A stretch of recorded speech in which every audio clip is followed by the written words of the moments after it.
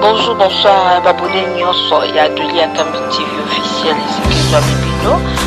Juste on a besoin d'un vraiment Adelia Kambi. Là, ça encourage à Zobéléna, à Zosenga vraiment la Bino pour s'abonner massivement à la chaîne YouTube de la Kambi TV. Chaîne la Bino vous a vraiment informé à temps réel, 100% news parce que la Adelia Kambi TV, la radio de TV d'Abili. Vraiment télévision vous s'abonner beaucoup on va passer la caméra quand on dit abonner dans la bossing que la Sakura que le temps réel 100% news parce que la Doli à TV la radio de TV d'Abili vraiment télévision vous s'abonner beaucoup hein la Sakura vraiment salara hein salara.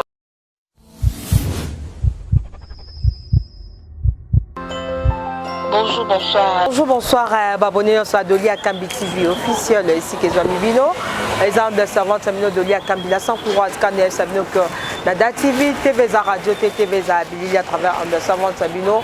Tellement ba demande na Bino bosenga que la sans courage que nous c'est la biso sous que nous bande l'émission il y a bilo ko électricité na zongi karapo na Bino na yoka kabino makasi comme tellement que na kabino makasi bosenga ki na zonga po na rezo Bino ba prix il y a bilo ko électricité na yé lisusuka na maison nanga ça nous a toujours fidèle na ba oyanga parce que ba nyatisa nga CNDT témoignage eza na ba onyo so de ba somba ki bilo na bango et pas maman na biso pemba na bilo na biso électricité et da toujours OK ça toujours kaka ba originaux to za toujours kana commune na matete na Rechilombo ah place au maison na biso ya biloko ya électricité ezali wana ngai na koti na kati pour na retourner na bino ba prix kaka ndeto solaki donc onyo so za posa osoma mabaya la sancourage za teka ba madrier teka ba chevron ba mabaya ya modèle nyonso donc à côté de la carte maison na biso maman Pemba vraiment aza elonge wabunga te na TV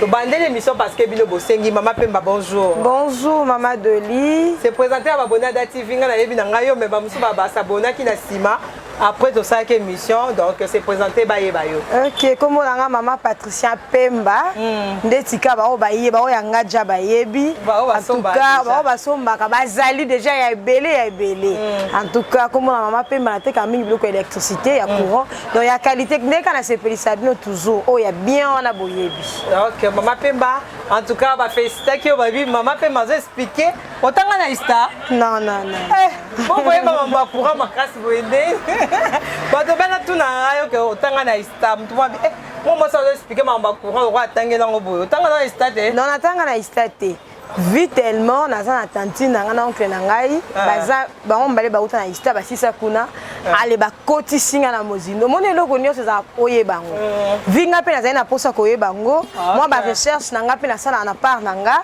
de sali que na comprendre yango sukolika tantine on a grand frère na baza ba mchete nyonso na pesi bino mbote partout bozota biso bana IEC ba camarade na ngai nyonso to sila batanga na IEC na pesi bino pe mbote donc tokutani na maison ya biso biloko électricité mama Pemba to banda na ba ampoule to banda na ba ngambu ni to banda en tout cas biloko nyonso ezali ezo dépendre kana biso ne to lingeli to bandela boye eza tellement ebele oboyebi to zongela boye to bandela ba interrupteur na ba prise. En tout cas, nous avons un interpréteur belé. OK. Bah on a yété, batala baya parce que bah on déjà baya qui basa un témoignage à malam. OK. Donc nous avons un interpréteur bah prise nanga au premièrement. Prise nanga au isa Vico, modèle Vico. En tout cas Vico a sa qualité supérieure non bah piraté été. Donc azali. Donc ça au libanga au bosani. Vico, na bosani pété na bi Vico. Donc ma Pemba. Tout ça émission par rapport à ça kala. Donc tout ça quand est notre salati. Je l'ai vu sur ka Vico, on a pas on peut s'y prix dans côté. On peut s'y prix dans côté, on peut s'y ba watt dans go. On peut ba watt. Non, Vico azaba watt, c'était juste ya zakaka. Par rapport il y a sa prise. La prise simple, la prise avec terre. Yes quoi la prise simple. Expliquez bon, au moins que ba la prise simple. La prise avec terre. Prise avec terre. Expliquez bon, on va bien. Donc dès la boye. Ça non neti ba mona oté. Donc na collection na ba prise nanga tellement. La prise nanga eza ebelé, na za peine ba interpréteur nangai. Donc il y a qualité. Ba o ba yebi ba sabona ba bengaka en tout cas bazaka décidé parce que nazo ba remercier mais belé en tout cas grande sœur na yo abenga kibiso apesa kibiso en tout cas nazo bandeka na lobaki prise nango eza prise Vico Vico azaka simple avec cœur donc azaka qualité supérieure par rapport ya ba prise mususu mais en plus yé sotie libango bosani Vico oyo toteka kai na valeur ya par rapport ya ba biloko on des mata pouvoir d'achat de commis biloko ko yango moni moi prix muki et mati Vico oh c'est $5 $5 il y a pas 10 000 francs. OK, Mama Pemba, au lobby Vico na biso da $5. Il y a batu mususu bazana ba chanter na bango. Bazo lukatane tsata ba 30, ba 50 pièces à Vico boy. Yo tsango $5. Ba o ba ozo ebele. Mama Pemba. Basola kaka on te jamais. Maman basola kaka te. Non alibala ku ba comment sola bongo prise. En tout cas tout ça la paix réduction, remise so somba ebele. On ezanga te parce que aux a déjà client on déjà à partir à 5 ils a déjà belé. Alors faut na quitter ça pour et puis ça mutu capacité en somba biloko na nyonso ya qualité bien à maison na biso. Donc à part ça réduction on peut ça dépôt ba o ba ya ka ba ko ça bango prix. Moi le bien tika la bongo. Non moni réduction il y a prise oh, prise ça prise simple. Prix simple Vico tolongolaka. Donc si au-delà il y a 20, tolongolaka $1. Mais si on a C il y a 20, tu payes ça à 4.5. OK, c'est bon. Donc na ka wana so ba na prix mususu loba na ya kosi. $4.5 so vous appartient à 5 pièces, bah 20 pièces $4. Donc naza pe na prise nanga o. Prise eza prise veto. Ba ba yebi, ba salade ba domaine oyo ba yebi. Ye aza ya porcelaine. Aza na nini na porcelaine na sima. Amisupe a préféré non prise oyo eza ya porcelaine ndenge boye makambo ebele. Prise oyo eza vecteur. Maza qualité pe parce que aza veto. Veto asaleli so biloko ebele biso moto somba. Toza na ba plafonnier, toza na ba ampoule, ba projecteur à veto. Ne to somba à maison on passe qu'à sa qualité. Donc veto on a été on a $4. Ils a pris avec vecteur. Donc yé aza démontable kokiko kolongola e boye, bon ba posaka e bon. Démonstration kolongoli démonter. Donc TV za radio te ma Pemba. Ah ça démonstration. Donc yango ba ça ila ngo boye. OK. Ça moi makasi parce que et kota da fois vendre donc. Akola kisabino ma Pemba chepe manzaka bolimbisa. Ala kisasko eza moi pete. Ko eza nanu to kangi te hein aza pa. Donc omoni ye comprendre. Eza la pe Vico a kota kaboy. So tali nzoto na ye yango. Oza plaquette na ye. Soki okangisi yango akokoma boy. Donc nulle part, il y a ce mapping toujours. Ils ont démonté, sont montés en coma. Ok, c'est ça. Donc, son zombie, oyo, tu peux la plaquette au parce qu'il y a un homme de aider et va en boîte tranquillement. Ok. Merci beaucoup. Tu vas continuer à ok, nous avons la prise oyo, Angelec. Angelec oyo, à sa marque Maroc. À sa mine à Maroc. Mais Angelec oyo eza bato belé ba koma obanga yango parce que ba koma opirater yango eza bato bazwaka yango ba kena yango Chine asali yango mais so teli oyo na ba original premièrement na poids premièrement na poids so simbi oyo ana mususu na oza nde monté poids na ye o santu ke o asomba je loko technicien ayebi déjà que eza original en plus pe azana ba caché na ye na sima awo o ba salisa ba koma ingelect na sima o ba salisa kazaka na caché awo na sima za raté mais biso tellement mukolo ndaku azama monsieur toi moi na star donc tellement ça domaine na ye à côté ça rappelle babiloko partout donc à ça la effort yo so mais biso eutaka Maroc donc awa na RDC to za mutu mo za licence importation ingelect et mami la to so mara pa na ye azana licence importation te que la biso na gros kaka ye pour to fidéliser bino donc tellement ils a domaine na ye jamais ko linga so melo mo mabe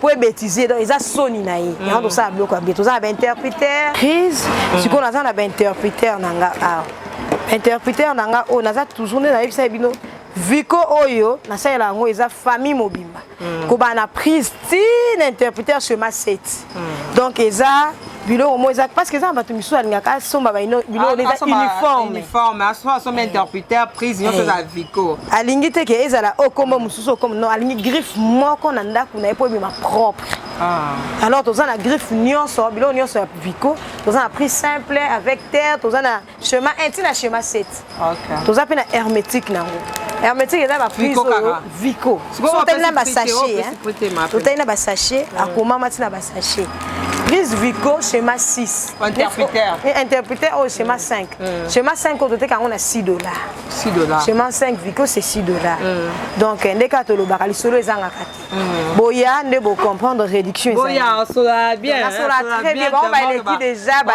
yebi donc maman passi ba yebi ba to belé déjà ba yebi papa H dans la salle bango ebelé papa H azali donc ebelé o eza interpréteur hermétique hermétique eza toujours ya Vico hermétique Vico oyo ya on a par rapport m sous autant émission tout on les aki par rapport biloko ndezo ke ba prix ezo mata OK to bandeli parce que to baye ba peu na marché pour dollar pe ezo changer parce que ne ba sombela ba biloko ngo eza surtout ba facture eza sous bonne to sombela te alors o ekomika $6 so tali différence eza mingi te zaka ya $1 OK tout rana to ça que émission daki $5 différence eza ya $1 de sali mo ko mata mais na kati ya $1 wana na yebi ke soki ozwa ebele moi 0,5 kolongwa pour et de ranger pe bisoter pour mbala simaton boya ba okuta toujours Vico ezali ezala teke boye beaucoup ti Vico esila to kanga donc osimba te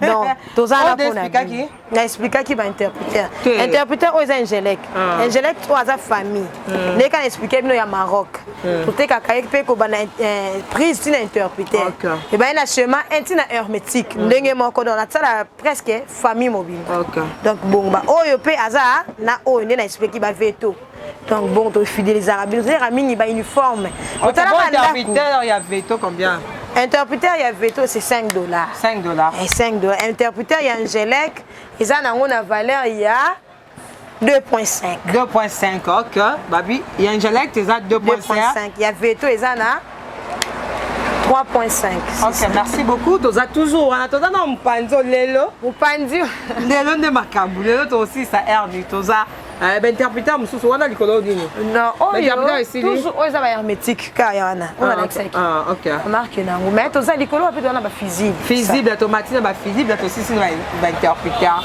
je la biso ba fusible o expliquer biso lelo vraiment toza cours à maman biso Patricia Pemba azo expliquer biso net kara to koti muchetu to ba di préparatoire on a ça ba fusible nanga awa na kati ba fusible oyo aza na ba marque nangai ndena meso botali bien carton nanga nazo bimisa ça toujours Vico OK ndena la accepte ba prise Vico na ba interpréter naza complet naza pe na ba prise na ye so tali ba comment Vico ba signer ye pe pembeni Vico donc ye naza boye nulle part ailleurs chez maman Pemba toujours différence ezali ba obale kada tonto ashi oyebit oyebit déjà kota na oyesiko ebinde lekela en tout cas naza pena Vico oyo na ba jeune na ba sala ka général électrique ça général électrique sa qualité peu supérieure on peut se prix à haute marque donc via prix à Vico c'est $40 G4 40 63 ampères G4 $40 63 ampères mais oyo les a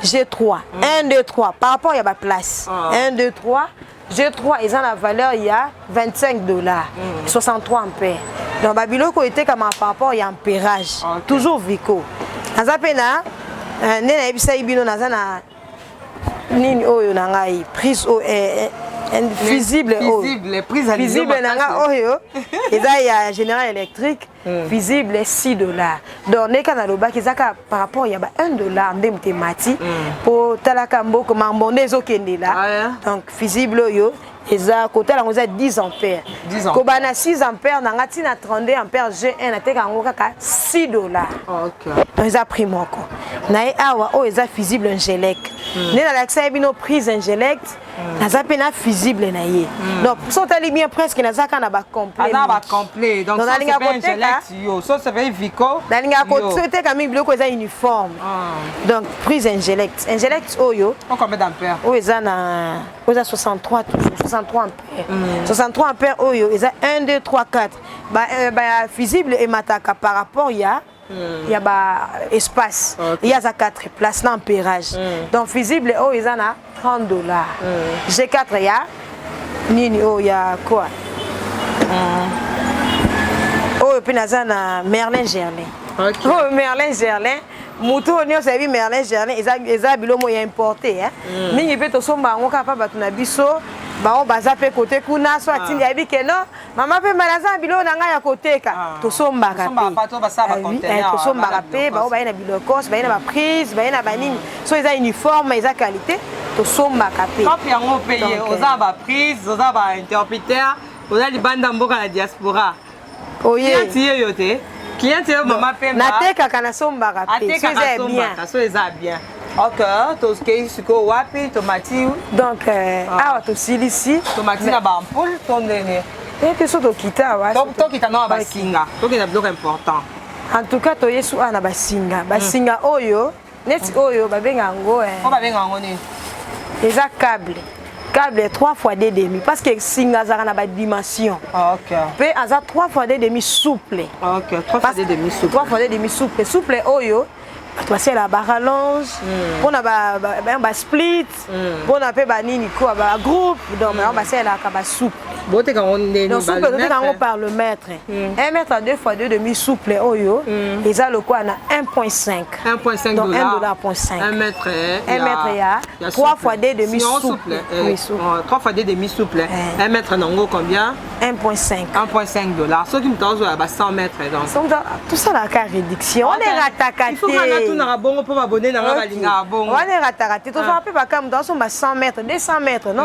Pour la ça réduction est normal pour muta somba parce que to tiango pour na côté ka pour ta la bisoté. OK, ça bon. Tout ça là bon. Donc na EPA wana ça pe na ba sous o eza ba 2 fois 2,5 côte à côte. OK, 2 fois 2,5 côte à côte. Ba rigide ba côte à côte. Et ça là ni expliquer biso ba. Oh, eza pe pour l'installation ya ndako.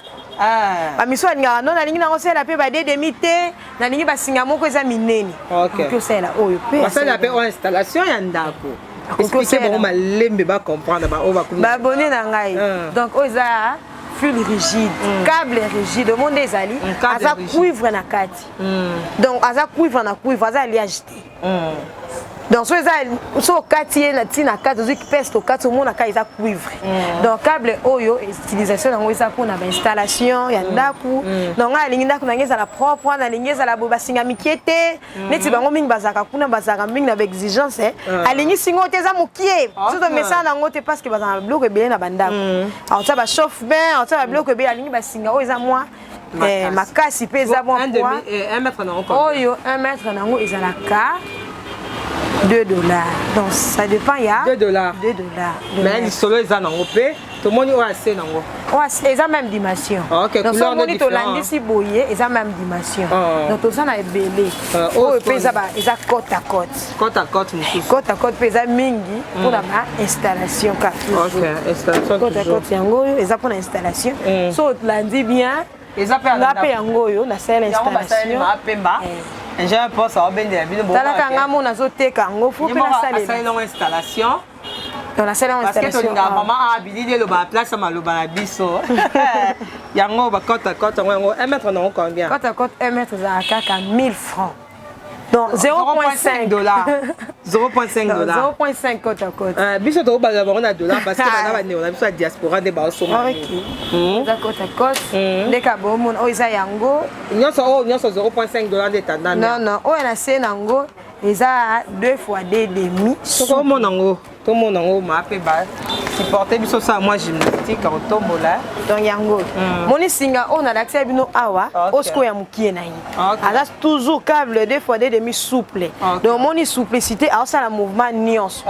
Donc aza ko servir na ba rallonge, ko servir na ba split donc yo ko gumba ye facilement. Ça te ekuba bo. Donc ya zo ngumba. Ya zo gumba facilement. Le mètre c'est $1. $1. OK. On appelle bato kitika na basinga. To sila na basinga. Et ça dépend de quand to koki ko mapeka na basinga. Ah, to continuer na basinga na mama pemba. Oyo eza singate, oyo eza flexible. Flexible batie la bino mingi ba type, o type flexible na devis. Flexible oyo eza 3 quarts. Flexible on musa na ngo eza ko basalela ba kulela ngo avant ba couler béton. Ba kotsa ngo na mur po ba kolekisa ba singa. Non emona na libanda, c'est flexible. Flexible 3 quarts oyo. 3 quarts 100 mètres, eza na $38. 100 mètres, on va 100 mètres. Non, mais tu as 50 mètres pesa là. Ah, ok. Les tu es linda mu tu peux me subayaka. Non, ça me ça nga moi muki na pour ça 10 mètres. To linga va mingi pesa biso ba prix non banda 1 mètre et tina 100 mètres. OK, neti flexible 3 quarts. 1 mètre non ils ont 1000 francs. 0.5 $. 0.5 de mètre. C'est quoi 50 mètres? 50 mètres nango ça le quoi na 14 $. 14 $. Non, 50 mètres nango a la valeur déjà il y a 18 $. 18 $. Parce qu'il y a 3 quarts. Voyez, à ma prix par rapport il y a nini oh ba dimension hein. On a 3 quarts. On a peine assez naïe azali. OK. 5/8. OK. Donc 5/8 azali banda. 5/8 nango wa pengo. 5/8 yango. Donc 5/8 yango yo aza ya C. Dimension ya C.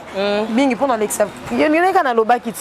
Batana so ba kulenda ku ba koti si ba lexi ba singa. On ba lexi mingi ba 1/2 parce que ça mukie. Yo le mètre naïe aza na 600 francs. 600 francs le mètre. Net o aza 50 mètres. 50 mètres bonate ka na valeur ya 12.5. OK, 50 mètres 12.5. Donc 100 mètres naïe aza na 25 $. OK, 100 mètres nango, ils a 25 $. C'est bon. Toye du sous là-bas. Ah ouais, tout ça tellement bébé. Moi comment quand tu vas aller là, ça. Dans un câble. Câble hein? Oh, câble armé. Câble armé.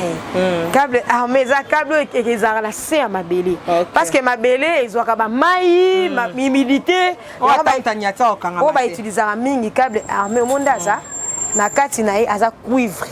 Oyo nde oyo nali bendo aza na kati nde babengaka armé. Donc ya za blende ata mayo ata humidité na sa mabele aza na ye. Donc a totally bien sa qualité hein a umelaka. Qualité nini? Qualité oyo net oyo eza 10 carrés. 10 carrés. Dimension 10 carrés. 10 carrés combien bongo? 10 carrés le mètre hein. Ils ont valeur à 7 $, 1 mètre. 1 mètre, 7 $. Mais rouleau n'a épée en gros. Oh, ils ont auto tika qui na rouleau, tout ce qui est rouleau n'est mobimba. Rouleau n'est mobimba bon combien? Rouleau n'est mobimba à 500 mètres. Donc, vous mettez 7 $ pour 500 mètres. On ne peut pas se résultat à rouleau. Vous mettez combien? 7 $ pour 500 mètres. Bah, tu as calculé, vas-y, on peut s'amuser au prix à rouleau. Ok, embrayé à bien rebelle, tout le monde va calculer et ça pas si même 7 $ fois 500 mètres des rouleaux dans des rouleaux et puis ça va prix bah comment mais on peut en soit ébélé donc tous ça peut réduction remise des ali to kolongwa moi quelque chose pour aider biso na yo somba biso peto de mettre non c'est 7 $. OK, merci de comprendre tous ça peut oh ils a dimension 4 carrés c'est toujours souterrain armé 4 carrés souterrain. Armé P na C. Quand tu as C, donc rôle na zaka na C. Donc au l'excès likolo c'est impossible. C'est impossible. Faut qu'on C à ma belle. So l'excès likolo premièrement miyibi ba koyiba parce que ça cuivre. Donc moyibi akoyi ko mona lisu nango libanda te donc lobi ko la te si ba ke nango. Oh, il faut qu'on donne la C. Faut qu'on donne la C parce que ça cuivre. T'as la cuivre yebi cuivre te comme pétrole, mais so mango facilement on matcha ka na C. Oh le mètre 1 mètre ça 4 $.5. 4 $.5. Et puis tout le monde c'est un soukuna. Oyo ya munene nango yango wana olakisa bino libanda. O samke nango. O eza ba resto etikala. Oza pe na o piqué de terre. Piqué de terre, OK, expliquer biso piqué de terre oyo bakotaka na se ya mabele. Somme dazo tonga ndako po aza na besoin ya masse le quoi ya terre. Bakotaka na se ba utiliser te piqué de terre, te ba mungwa, te ba makala na se. Donc technicien nda yebi rôle ya piqué de terre. Parce que bomo nango batila na ba devis piqué de terre. Donc yango. Otomona on otomona Piqué ezaka accompagné na collier nango. Collier nango ne bakotaka bakangaka basiraka. Donc yeyo aza cuivre. Piqué de terre aza 15 $. 15 $. Cuivre na cuivre. Donc na mona ba misusu ba devis na ba na mona ki ezaki pasi mingi. Donc ezaki pasi na lelaki mais na sungaki parce que bazaki rectifier ba devis mususu. Na ranzaki parce que ba devis mabe hein. Devis na ba ezaki likolo ba o ba tiaki on a niveau mo ya likolo. Tellement bazalaki tellement bango baza abonné na DATV boningo bozo après à solo boya Hawaii nulle part ailleurs tellement bango baza ba ignorant ba yebité ba mema bango kana système maintenant na tala ki na oka ki nazaki touché parce que kotonga ndako ce n'est pas facile. D'autant que c'est sacrifié zo tonga ndako aso na biloko surtout ya Congo ezaka cher et na ranzaki en tout cas maman Jeanne bisika zali ayebi na ranzaki problème oyo donc bonjour maman Pemba toujours ndeka to zalela ndeka to sala mambo ngo la oyebi Tobimi siko libanda tozonga suna kati tobimi libanda to sisa no ba ba singa. Libanda to ça dimension 16 carrés. Au 16 carrés souterrain, il est pas toujours armé. Donc bakota keka na sa mabele. OK. So bazotonga ndaku bakota na si monde aza cuivre. Donc moi côté na likolo ezate po egolala te. Bakoyiba. Combien de mètres? Dans le mètre na aza na $8.5. $8.5. Donc il y a câble armé. Donc oh nyonso batile na devis aya toujours ndezalaka lisolo ezali pa mapemba. OK, wana. Siko na ye awa kablo mona ki ndambo ya mutie kuna ya munene nango yango. OK. Abenga ngo 16 carrés aériennes. 16 carrés aériennes aux likolo. Donc so tali yango bien azal aluminium. Ye azaka cuivre te parce que azaka likolo. Ba utilisaka mingi ba courant likolo na ba départ. Ba départ unique, na ngasa départ na ngamoko. Na ina sala musala ngane ba utilisaka 16 aériennes oyo basala so tali mingi likolo omona mingi basinga oyo on est ezali boso donc yango donc basetiza ngo bongo donc 16 aériennes on le mètre carré nango na yebike bolelela ngo pe mingi parce que na mona ki ba devis nango na lelaki babeti ba prix mo mabe na lelaki makasi prix ka mama ba prix nango eza nango kaka 1800 francs na yebite na dollar 1800 francs. $0.7. Vous comprenez des $0.7. Pas même $1. Pas même $1. Mais babino $10. Na mona ba devis na bino na lelaki parce que na mona ki na mona ki. Mais na laka pona ko bongisela bino ko sunga bino po banda kuna bino esila no kita moya bola la pena banda kuna bino. C'est ça banda bango donc. Mais singa oyo ya munene n'est pas alaka parce que dans mudu muso bino à la longue na matanda kuna nga deux niveaux fona sala na singa moya makasi donc 35 carrés na yazali yango na tiki awa aza tellement monene 35 carrés na wa donc moya hotel libande c'est hôtel même aleki na ba ona minene yé je le cas na boy pona okota o 35 carrés na yango donc hôtel aleki même na ba singa misuso na minene 35 carrés on check 35 carrés on a tué le mètre $3 $3 le mètre 35 $3 to bi makali banda to sina ya to okota mama to sisi donc biloko amike miko za libanda oyo to sisa omba ba biloko amike ope na bikele lisanga bino mingi ebetaka bino mutu ba oyo pesa biso ba kombo o da to pesa ba prix na on a oui donc oyo neti oyo za ba bois d'encastrement bois d'encastrement OK o utilisation nango eza mingi batie yango batie la ba prise donc so balingi batoboli ba ndaku bakotaka po avant bakule basokule faut bakotsa ba boîte oyo yango esunga po vendre sa prise evanda bien mais toza nango deux sortes so tali bien oyo eza awa eza na ba vide oyo eza ba trou parce que eza na différence nango eza nini oyo eza ya ba vis. OK, on va vis. On va vis. On va tirer ma vis pour ani parce que ça va mususu outil poto aina ba prise na ye. Parce que mingi ba prise na ba ba yaka nango ezaka mususu na ba nini mo ba damo ezaka na ba sima awa ezaka te. Ba calme moko ezaka na sima eza ba prise mususu oyo ezaka te. Donc ndesengaka so ezate tant on vend sa prise wana au côté vis a serré donc vandi aza blendé combien c'est comme donc oyo aza na valeur ya $1 $1 nyoso eza non oyo sikoyo aza neka na valeur ya donc nako loba ndeni donc nazo koka oloba ngo te $0.2 eza ba 500 francs oyo aza na valeur ka 500 francs 500 francs donc eza moi passeport et na dollar to yeba te pardon to 1000 francs et 0.5 sikoyo $0.25 donc 0,5 donc eza passe 500 francs donc so bo sangisa mi balé c'est $0.5 donc na nenga 500 fait pesi biso naza pe na ba machin oyo mais mingi bato bakoma modernisation ekoma nango bato mako utiliser mingi ba flexible oyo soki osale osombi yango ozana posa ya machin te ozana posa coupe OK so muta sombi flexible ana ingénieur pour ça bende biso azana posa kombo oni machin te machin OK ozana posa machin te ozana pe na posa coupe parce que yé a jouer rôle nyos pour aza kolemba nde o lekise a okende mbalama osa musala nyos mais oyo eza mingi pona bato basombaka PVC. OK, bato basombi PVC en noir oyo. PVC en noir oyo ne basombaka machin parce que machin oyo na pas sa raccordement. PVC oyo koyana oyo esangani.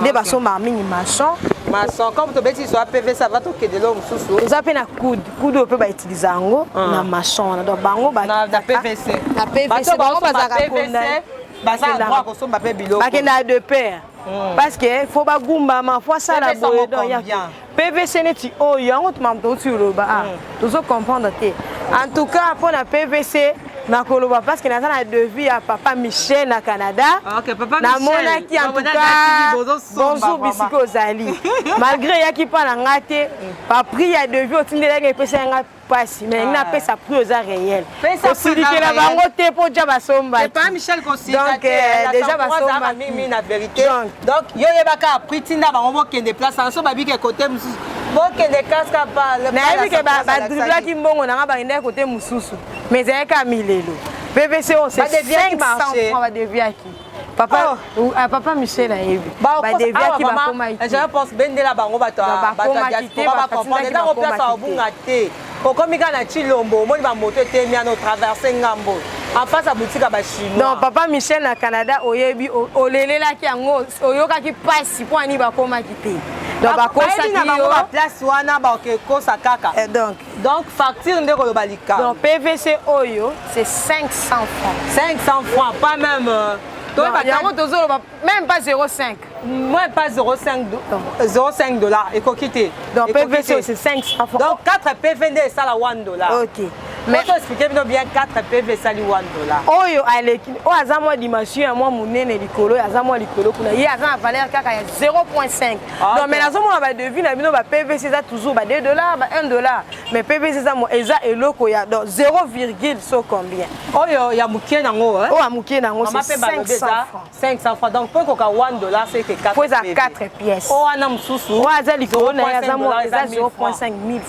pour koka $1 c'est que ça 2 PV donc en tout cas naza pe na arming na bagoulotte oyo eza juste bato baza oyo ya pona installation apparente eza na bato misusu ayokota ndako to ayokuta déjà basaleli musala basinga eza libanda mais tellement bango bamesala ke basinga na bango emonana te fo eza propre bango olati yango na goulotte oyo bafongolaka yango bakoti basinga après bakangi donc c'est plus propre donc 3 mètres nanga oyo ezomona eza 1,5 $1.5 mais bakola pe soko ozozebele donc mape maso ya kitoko dans bagoulotte eza badimension tellement belé eza combien de dimension po bayeba eza dimension 20 oh eza 16 sur 16 po 16 sur 16 naza 25 eza naza na 38 naza na 50 biso pe na ba prix 16 sur 16 ou bien $1.5 oyo eza 38 oyo eza 25 oyo eza na valeur ya $2 3 mètres long 3 mètres na biso sikoyo ni nango 25 eza na oyo eza dimension 50 sur 50 50 sur 50 combien 50 sur 50 eza na valeur ya $6.5 aki oyo eza dimension 50 sur 50 donc yango mpe kaka mpona installation mpona kobomba basinga mpe mpona kokotisa mingi baflexible basplit emonana te. Donc c'est ça yango. OK. Biso tozongi isu na maison, tellement maison. Mabe mato ça oyo. Oyo, eza toujours ba boîte d'encastrement. Ah, baba c'est encastrement. Boîte d'encastrement oyo. Orange jaune à l'axible noir nango yango. OK. Batumi bangate non c'est nanga noir, na c'est nanga orange c'est azul noir. OK. Bongo wana kuna kwa. Oh boîte de dérivation. Boîte de nini? Dérivation. Boîte de dérivation. Ah oui. Ça la ranine. Boîte de dérivation oyo. Chizi. Naza nango mibale. Boîte de dérivation o basala nango raccordement. Eza ndeni bata yango peka na ndako so sala raccord ya basinga. Aposa to mona ona ba coin mur o akenda déjà chantier ayebi. Donc ata na coin mur singa oyo oye esanganeli awa bakangameli awa. O eza dimension 100 sur 100. OK. O ya noir nango. Ya noir ngo eza dimension 80 sur 80. Mais kota nango oyo il y a 100 fois 100 euros. Prix nango eza 0,5. 0,5. Oyo ya 80 sur 80. Ya orange nango pe ezalaka 80 sur 80 orange. Et ezati ya eza na dépôt. Oyo eza 600 francs. 600 francs eza combien? 600 francs 0,combien? Toi, tu as rendu 500 francs. Donc, bon, il y a $1, il faut 4 pièces. En tout cas, on a sous oh, on a la Pierrette du bosso na ngai. Pierrette, comment vous Tony? Comment on Pierrette? Pierrette oyo. Eza ba vandisela yango ba coffret de manœuvre likolo nango. Coffret de manœuvre. Donc on ayebi eza na baza nango ba tonga mikolo ba yebi ba tina installation ba koma Pierrette. Donc Pierrette yango. Pierrette yango pe bateka yango dimension mesure nyonso oyo olingi ba sala musala. OK. Oh eza ya client pour tellement o eza le quoi donc demi-mètre. Demi-mètre, ils ont demi-mètre. Demi-mètre, oh, ils ont la valeur, il y a $50. $50 à Pierrette. Parce que Pierrette, oh, ils ont la qualité belle. Ok. Ils ont la qualité, ils ont pété. Donc, comme on a échappé à la qualité. Donc, qualité, on a la qualité. Donc, aussi, il est déjà bouillé. Si on a la qualité bien à Pierrette, il y a la maison, maman, Abisso, Patricia Pemba. Boye, demi-mètre. Demi-mètre, non, $50. Alors, sur l'année, car bon, on va prêter.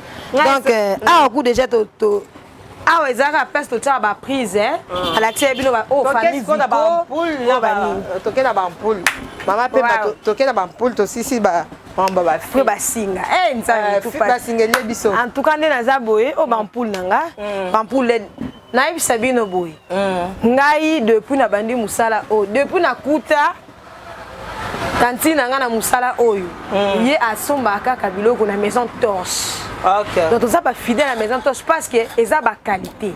OK. Non nous tayo plaider les biso te eza biso tali bien to ça kana ba torche.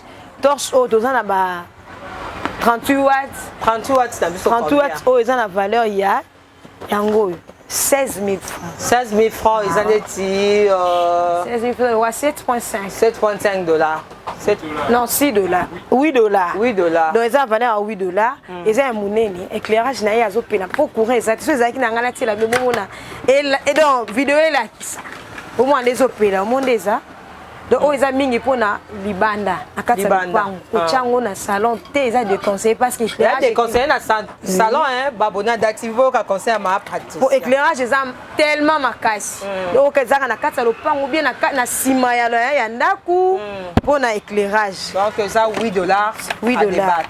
Donc, on a fait 28 watts nango azali. 28 watts nango pe asa moyenne. Il peut en tient na salon, mais mingi en tient na salon 18 watts. Parce que 18 watts n'est pas en tient na salon. Pour azaku tu mesure au muke mais éclairage asa makasi. Combien 18 watts? 18 watts ou asa la valeur le quoi 8 000 francs. $4. OK, $4. Ça 18 watts, on a 15 watts. 15 watts, bah, combien? $15. 15 watts, ils ont 6500. 6500. Donc, on a 3,25. 3,25 $. 3,25. On a 10 watts, ils ont 5500. 2,75 c'est combien? Donc, il faut comprendre. On appelle l'ampoule chargeable. Ampoule chargeable. Chargeable, oyo, et d'Arabiso. Bah, courant qui chasse, comme un passe. Mais si on a soumis ampoule chargeable, et que sungangai, attends qu'on rézate, au moniboé. Ampoule chargeable, au courezate. Oyo kan ndenge to sombango ndeza leli. Donc ampoule chargeable oyo eko edara biso na kosalela mais batiango na soke. Donc so charger ngo tiango bien so courez zomi. Au sombian au brancher na courant. So ko brancher na courant au tiki vraiment. Après ça on a chargeur. Non. Au charger quand soke nous en a parce que là soke normal. Au brancher na courant au tiki est chargé côté ça pendant la journée mobile. Donc à autonomie à 5 heures du temps soit chargé bien. 5 heures du temps autonomie. Mais bateli biso pe soke na ye oyo. Soke oyo azana interpréteur na ye. OK. Koki opelisa ye. Appeli. Ye atie na crochet pour na aider biso na déplacement. À cause de la non ça musala mon na cuisine na longoli na zui yango na kina cuisine na crochet placement. Non ça musala liban en tout cas ça vraiment bien. So tellement éclairage oh non to charger te depuis to somba. Mais azo pe éclairage. Bon ceux qui au charger yango les sous. Combien? Oh ils ont la valeur car il y a 13 000 francs. 13 000 francs ils ont des petits $6.5. $6.5 et puis toujours continuer à chargeable on est belé chargeable yango yo azali o ezaka ampoule 9 watts zaka torche asa ya couleur la couleur rouge nde ozomona awa couleur rouge couleur jaune parce que ça va nous nga décoration yango na tcheli kolo combien ba décoration na bandako na bango eza na valeur ya 5000 francs 5000 francs 2.25 donc 3 dollars carte le non 5000 francs 2.5 2.5 donc eza bongo o pesa yango nyonso mais bampoule oyo ya mikie nango ya jaune ya rouge eza jaune rouge na bleu pembe oyo eza na katikati na omona yango pembe mais aza bleu azopela bleu sokure ezalaki amona na pembe mais sokure ezali ndenge omona na branché azopela sopeli se bleu donc en tout cas ndoza befoki na ampoule moko bleu oyo ke omeka esei pembe oyo omonaka teke eza pembe mais epele na opekuna donc ntango omona epeli vraiment nyonso ebotaka mbuma donc commentaire mimi nyonso exactement je pense bapesinga cadeau na nga naoketia na chambre na nga donc comme ça chambre boîte ekopela bleu batia kaka donc oyo sikoyo eza bampoule led torche mpe mais oyo eza basoki ya mikie mpona balustre mpona balustre na biso bamiso basomaka balustre bango eza ya basoki ya mikie ekotaka soki normal te yango oyo omoni modele ya soki oyo mosu aza nalingi nasomba balustre nanga na poto mais eza na oyeba te nazwa ampoule nango ya pamba mpe nyonso ezali masomo azali soki ya mokie yango oyo ya balustre oza desi toza déranger peut-être soma ta 50 listre nango okuta basoke ba poule pa na ngai listre na okuna na libanda mboka a pe basoke nango nyonso ezali na ba poule nyonso ezali na otiango combien ma pe oyo na chango kana na valeur ya donc 1.5 dollars nini listre wana ampoule ya listre soke mokie ampoule ya listre babenga yango E14 benga on a combo ya ampoule E14 ampoule E14 ba chango 1.5 dollars 1.5 dollars et puis donc nyonso eza yango E14 nyonso etandami ba E14 na yesu awa bampoule led oyo na lakisa bino awa ya minene nango yango minene oyo eza tellement minene oyo mpe na ndako ekosimbaka jamais oyo ebongi mingi moni bamisu basomba yango no nasomba kaka so naza na fete na nga na lopango nabimisi na tie parce que eza na éclairage ya makasi monde aza éclairage à makasi kwa na valeur ya 11 dollars. OK. Éclairage on peut so filmer net il en tout cas éclairage à makasi. Ya makasi. Yemo ka so pelise lumière ka omona yo mo longole longo ba tete eleki makasi. Donc ça valeur 11 dollars, yo na pekuna. Mais to za pe na marque torche économique au spirale oyo. OK, to quel m'a pemba vraiment place les cas pour maison vraiment eza plein à plein. Nous avons la base otika ma pe ma expliquer bino le onga na lo ba famille te batama banga bolimisanga toza bana makamba loko électricité singa mutu ezala ki donc toza na ba spirale o ils ont ampoule économique il y a ba spirale o naza na 65 watts na ngeza valeur ya 14 000 francs 14 000 francs, c'est dollars. Naza pe na o spirale pe oyo 40 watts. 40 watts c'est en valeur ya 4 dollars. 4 dollars. Naza 40 watts nanga oyo. Naza pe na moni ampoule on a l'axi E14 on a l'axi bino kuna. Ya spirale nango pezali. E14 spirale nango siko combien? Yango yo. Eza na valeur ya eza na valeur ya 2 dollars. Oh 2 dollars. Yes, seconda zabo azopela couleur jaune.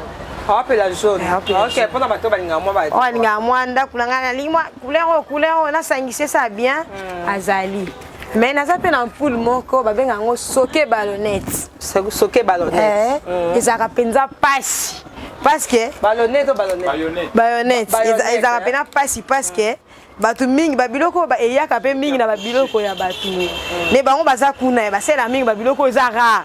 Biso pe to sa effort ya kosomba na ba ampoule na bango so ya beta mutu teke atelengani ampoule nango eza wa yango moni soke o soke accroché soke ballonnette yango bakotaka teke obalola non soki oke place nango espace nango ezaka na mwa ba trou mobo yo keka kokotisi au fini avandi so na meki en place au moins pena akovanda donc combien soke ballonnette yango ya eza pe na valeur ka ya 1.5 dollars.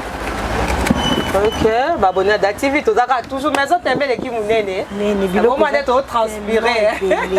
Tozo kala tiki no ma pe mamukie. Mamukole la prêtresse monter ma papa Noah.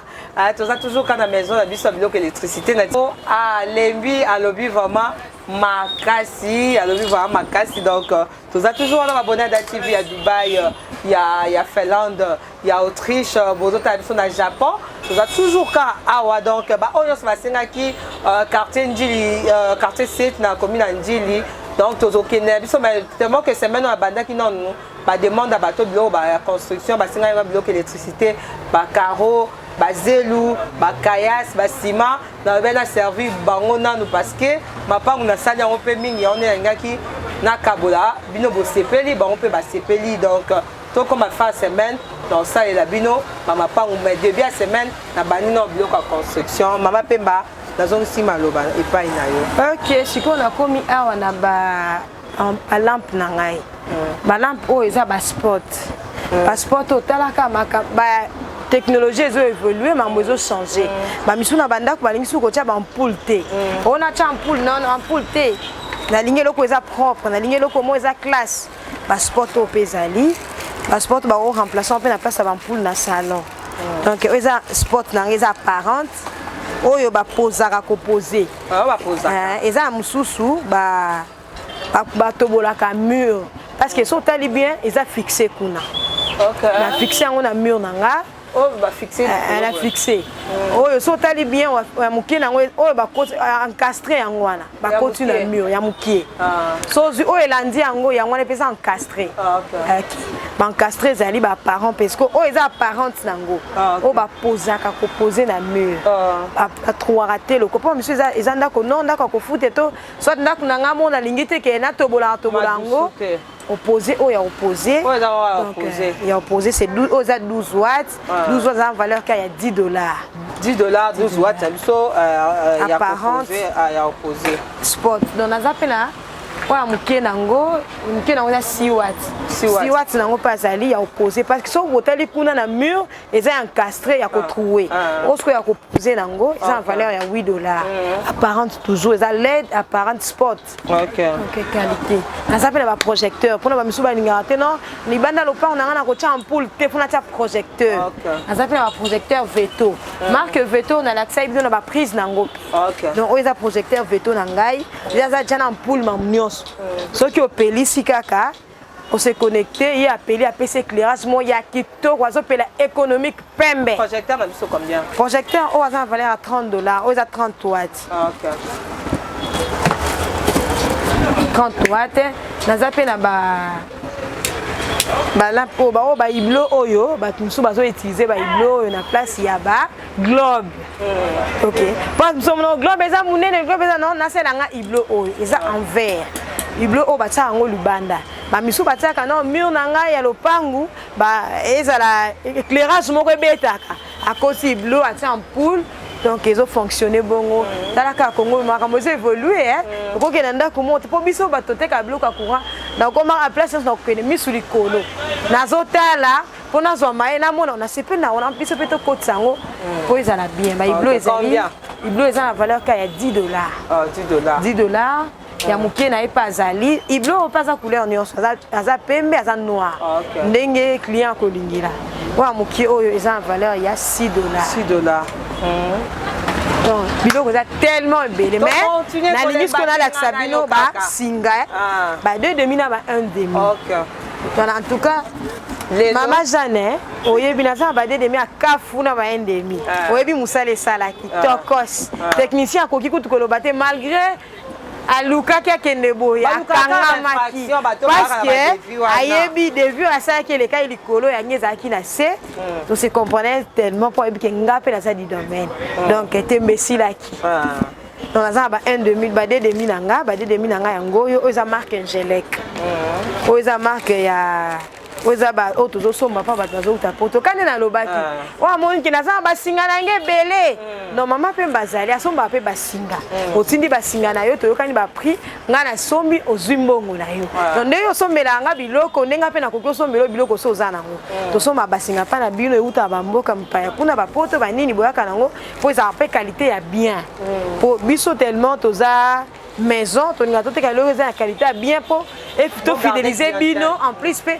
oye langa lisusu ba client mususu neti na esima papa H na zaki ba client donc ezaka bongo ezokende bongo naza ba 1,5 naza ba 2,5 donc naza tellement na ba singa belé so tali oh nyonso ayebi ba singa oh eza ba 4 carrés opesi biso ba prix to okenda biso mbango oh yo 2,5 eza na valeur ya $35 seulement 100 mètres il y a 2,5 $35 100 mètres il y a 1,5 $25 oh yo pesaka ya bino et uta bino mo boy donc oh ayebi caché emballage boye beta ya bino oh 4 carrés 4 carrés oh yo 4 carrés.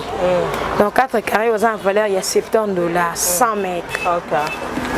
Et on bâtit là oh singa. Oh 4 carrés $100.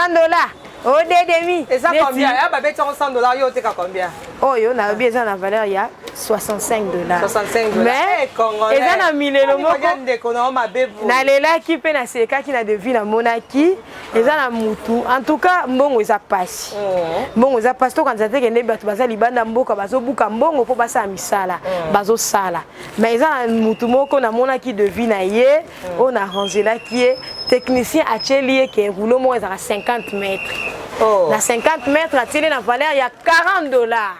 C'est qu'à 100 mètres, la tekeli les sous. Ok, à cause parce que ça ignorant. Mais quand on a taillé qui devient on a rangé na ebisa qui eza bongo te. Donc à son maki singa na kena ko tikela ye a sepela ki makasi. O tekeli ça on a pona bino.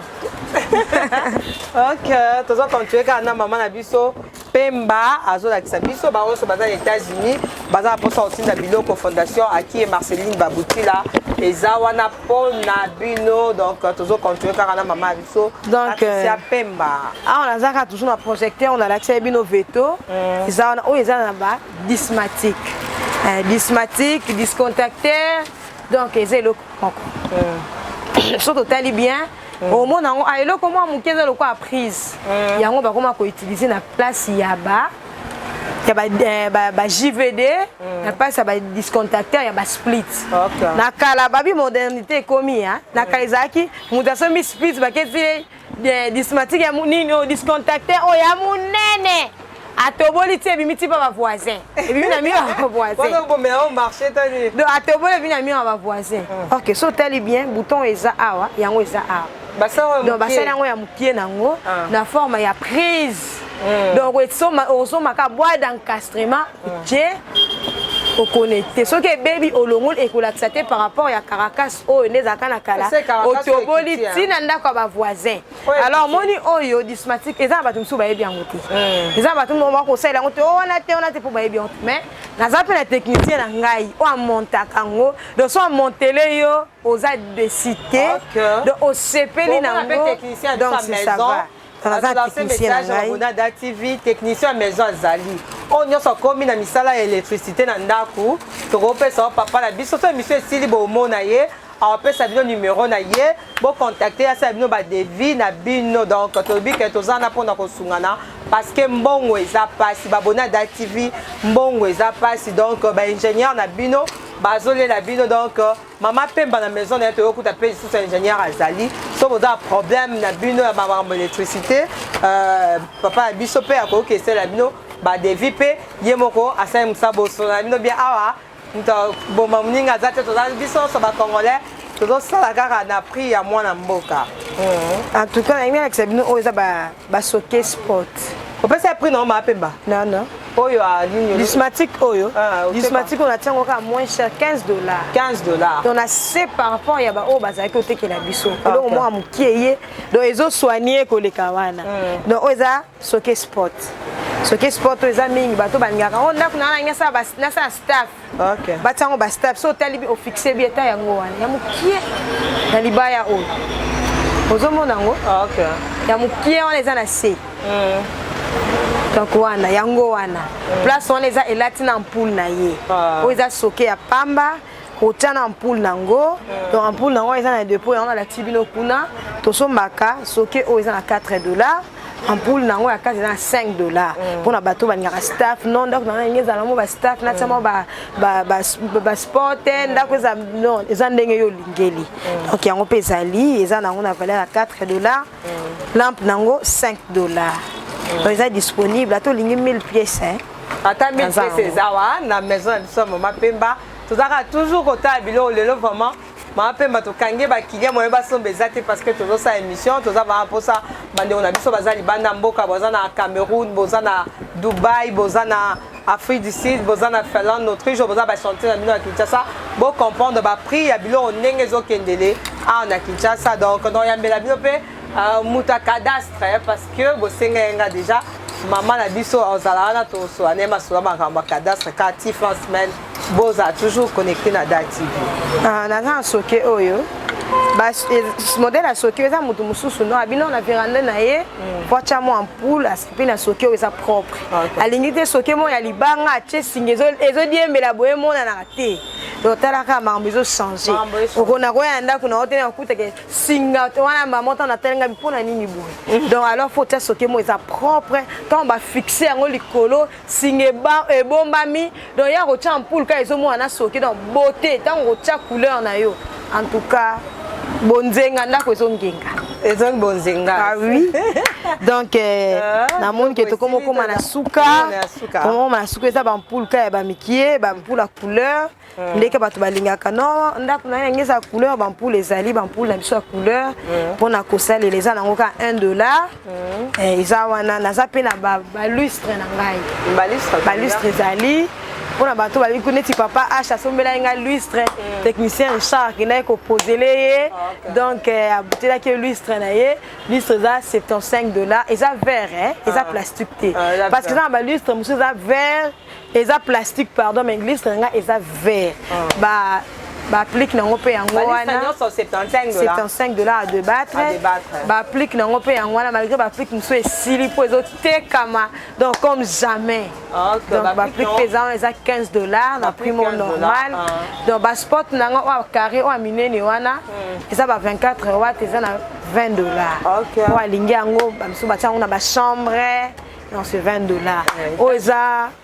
ba applique libanda pour na baminda libana bakwa mur na balikolo batiliza ba plus koyo pour ata ampoule na ye pour ata mboule bete déranger te ils appellent vert nazana ba o eza munda jardin munda jardin eza 35 dollars donc ouais c'est peli na kati lopanga te moi jardin na ye ate moi ampoule au éclairage on ebima libana ça kitoko na butu hein éclairaka donc quoi alikasa o eza applique à l'icasa combien applique aux gens la valeur il y a 25 dollars applique aux gens la valeur il y a 15 dollars azana oyo disjoncteur oza disjoncteur oza base ya oza disjoncteur oza vraiment base ya coffret base vraiment ya courant oyo esimbaka ke nyonso ya ndako ezala bien eza disjoncteur oyo ezalaka ya 4 places oyo eza ya 3 places disjoncteur oyo atekamaka par rapport ya ampérage so otali yango bien c'est du Weston hein Weston. Dans la qualité. Et la griffe. Weston. Disjoncteur dans la Weston, les qualité. Son attelle on a 63 ampères. 63 ampères. On a valeur à 75 dollars. On a 3 places, 4 places. Donc, on a un ampérage à 250 ampères. Donc, on a sur la PCO 400 ampères. Donc, le prix est à un ampérage. Il y a 63 ampères, on a 75 dollars. On a 80 et 80 ampères. À 85 dollars, tout ça na 100 ampères na yaza, ça na 125 ampères ezali, ça na valeur déjà à 150, donc les colons 125 ezali na ba 400 alors. C'est bon. Oh non ça na posa ya devis na ya 400 ampères na pesa ye, ndeka to sala ka na pesa numéro botinda ba devis, to traiter, to balancer to yokani oh ça na bonne foi, aye pa Mama Pemba. Ndeka to sala tozo kende ka likolo ndo simba ki onte to kende na ngobo Mama Pemba lembi waouh na comme en tout cas na lembi parce que on a fait belé hein pardon pour la bonne date vraiment forcé mais to komi po comme suka o eza projecteur projecteur o ça mingi na bampulo ça était ça avec self donc projecteur ba projecteur bataka mingi na balaya na balabala bien na kati ya lopangu mutangasa éclairage ya lopangu neleka o elekimisa ba voisin donc projecteur yango yo ya kosala ya projecteur na ba voisin mal à l'aise la projecteur ça valait à $110 projecteur ça pas mama pemba o ils ont inverseur peut vendre na kati ya coffret dans la kati ya logette inverseur na biso yango yo o ils ont inverseur à 4 places à 63 ampères ils ont $25 donc inverseur peut avoir un ampérage est tellement belé tu na ba 400 ampères donc par rapport à ampérage ba otie la yo to so la prix to yo kana ndeka tout ça là wa rouge on les a plafonnier yango yo na ça plafonnier wana combien donc plafonnier veto ça va valer à $35 $35 to qu'est-ce qu'on a ngambo wana kuna donc liko na troisième on les a ba coffret za base ya logette ba coffret o ya on bâti la ba fusible ba coffret za ampérage ebele ba ina 4 circuits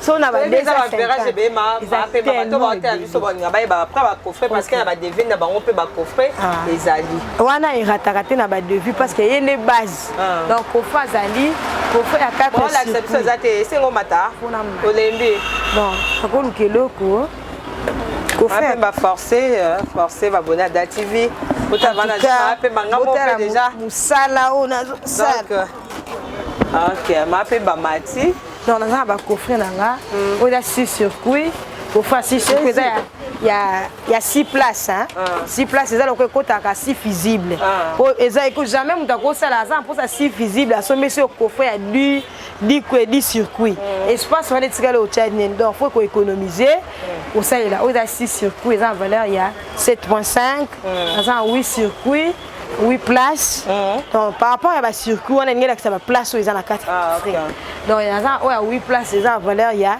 9.5 ça 10 places ils ont la valeur il y a $12 dans un coffret il y a 18 circuits 36 circuits ont la valeur à $45 dans un coffret à 24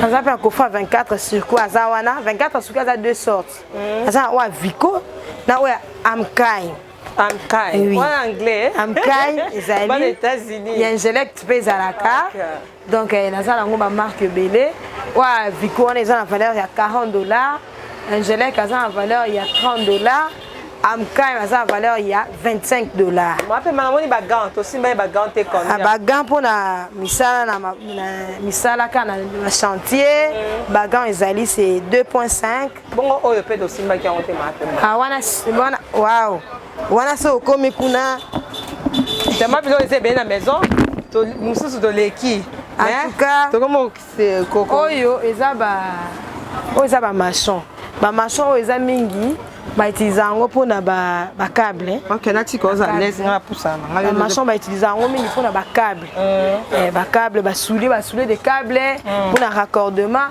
so tali oyo komoni mukiebo aza cuivre malgré aza couleur oyo pas aza deux couleurs aza aluminium aza cuivre pona bato ba utiliser ka soulier aza pour ça côté c'est le câble aluminium côté à cuivre les bas mélange kango oyo aza en valeur il est déjà à $2 ya mukie wana combien $2 ya mukie oyo eza valeur à 1.5 naza pe na ba pince oyo en tout cas mingi pona bino bato boko ta ba deux parts unique eza pince ya 35 carrés au câble na eto mona ki yango oyo ba utiliser na 35-70 parce que 70 pas à la carte donc on va utiliser oyo pe azali pona oyo raccordement donc aza pince pona osangisa toza pe na pince oyo musu peza toza pe na connecteur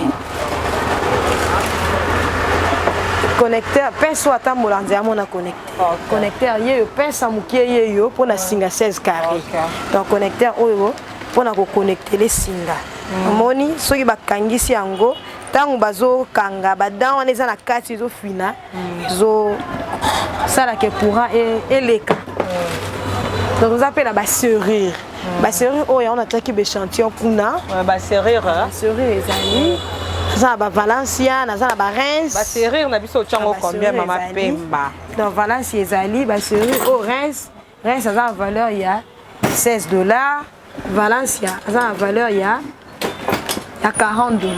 Ok, à débattre. Nous sommes à l'isolé, ok, maman Pemba. On ne parce que non pas ingénieur, vous aussi ça peut tu go Pemba. Ok, c'est bon. Ma Pemba. Ma Pemba, papa ingénieur.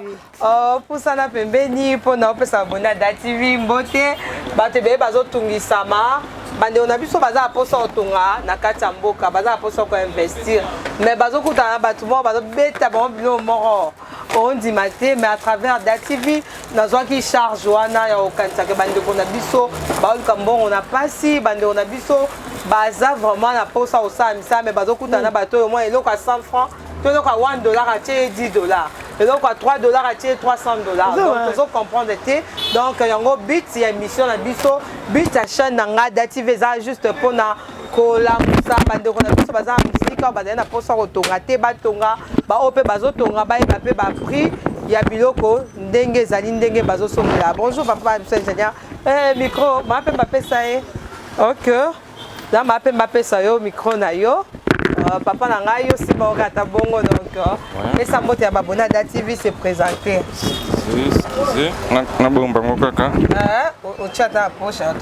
Oui, bonjour mes frères, mes sœurs. Vraiment, on se présente comme monsieur Landou Richard. Papa Landou Richard. Ouais, nous sommes ingénieurs en électricité, bâtiment industriel. Vraiment, on se fait une mission Oyo. Ngape nazalo kola bandeko o mususu bamaki libanda nazalaki libanda na ebi ndenge nini evoluaka na pays na biso bamususu ayebi soki mutu ala libanda donc azana mbongo ebele abukaka mbongo boye na boye or c'est pas ça so ndeko ake libanda esengeli tango ye bo soutenir ye na ba idée na ye na ba projet na ye bino pe bo sunga ye vraiment ezala pe malamu mingi.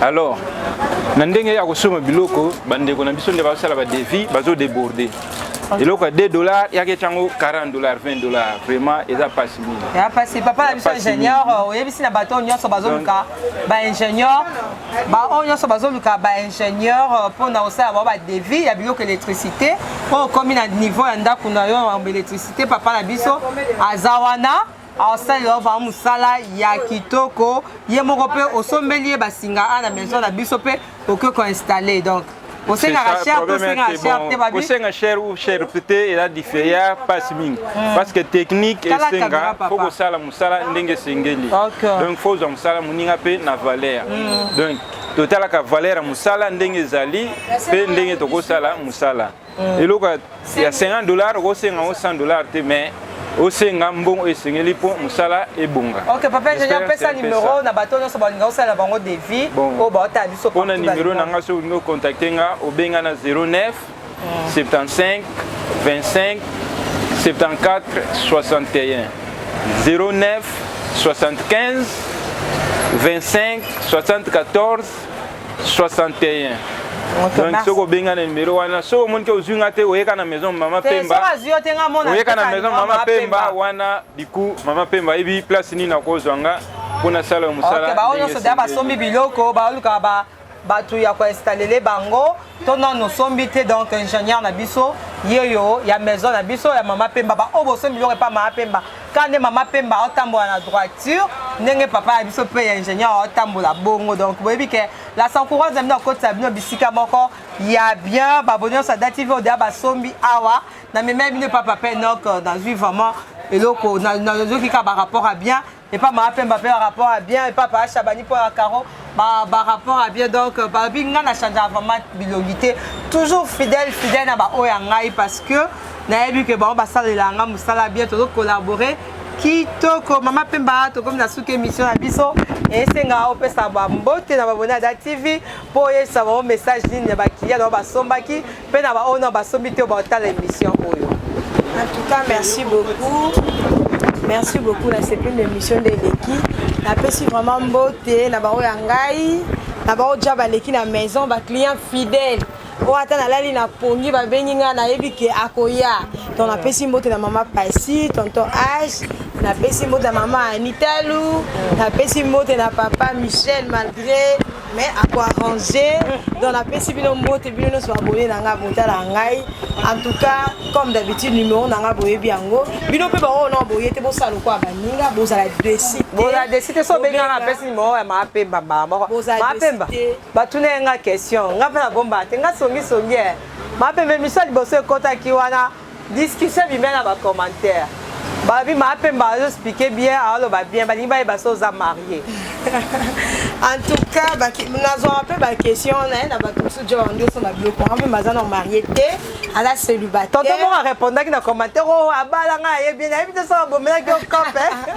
Nga na za marié té na za toujours célibataire na za kaka ngamo na za pe na mwana té na za kaka ngamo ko. OK, réponse ya so la mwana. So bolingo so mama pe mabobi toujours numéro na été so na kokio bandela pona ba balo ba zuité. Bandela. On a raison 089 faut beaucoup na WhatsApp. Pour ça micro. 089 31 79 617. Numéro à Maman Pemba 089 31 79 617. En tout cas, mbote mingi na JC dans mbote ba onyo so balinganga ba gros bisous. Na lingi bino mingi. Merci beaucoup m'abonner sur Sada TV hein. Nam ko na ngena kota kutu débat na tellement que ngape na ebika yo na ndenga kindeko. Tu vois Pemba bali journée garçon m'a confirmé en commentaire que oh Pemba bala za marié ngabi nga ozo aka na émission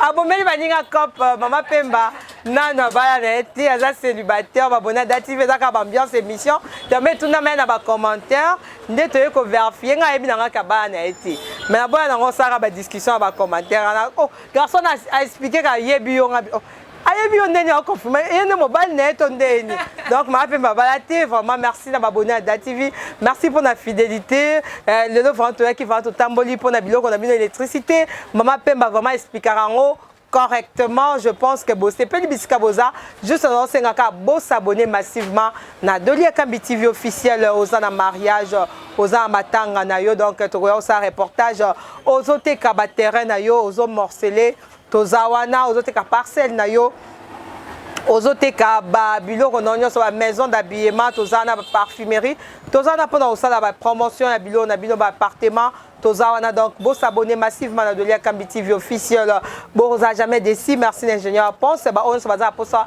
ya resoma ba mabaya la s'encouragement comme oteka mabaya donc bo za vraiment déçu parce que ngana bino to bomba na te ba bi kopo ngape na koti yango donc ya mabaya on se baza pour ça so mabaya Asomba et pas la s'encourage. On a vu notre prochain numéro. Bye.